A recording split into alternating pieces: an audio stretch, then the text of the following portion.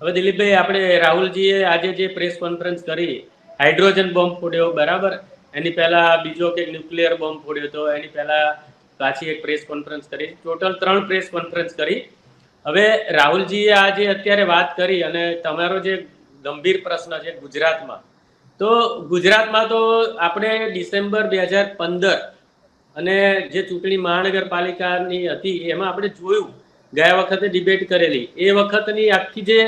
Theory હતી એ જ theory આ વખતે પૂરા દેશમાં, હરિયાણામાં જે રાહુલજીએ વાત કરી, કર્ણાટકમાં વાત કરી, અને રાહુલ ગાંધીએ શંકા પણ કરી બિહારમાં થશે. તો હું તો એવું કહું છું કે એમણે હવે શંકા કર્યા વગર સીધો આર પારનો મુકાબલો, તેજસ્વી તો ફૂલ સપોર્ટમાં જ છે, બંને થઈને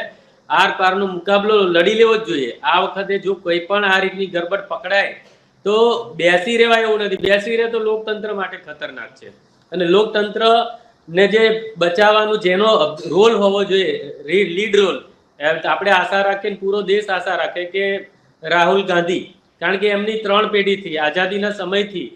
આપણે વાત કરીએ, જવાહરલાલ નહેરુ, મોતીલાલ નહેરુ, રાજીવ ગાંધી, ફિરોજ ગાંધી, ઇન્દિરા ગાંધી, આ સહિત, અને રાહુલ ગાંધી, સોનિયા ગાંધી, પ્રિયંકા ગાંધી, આ બધા જે લડત લડી રહ્યા છે લોકતંત્ર બચાવવા, બંધારણ બચાવવા,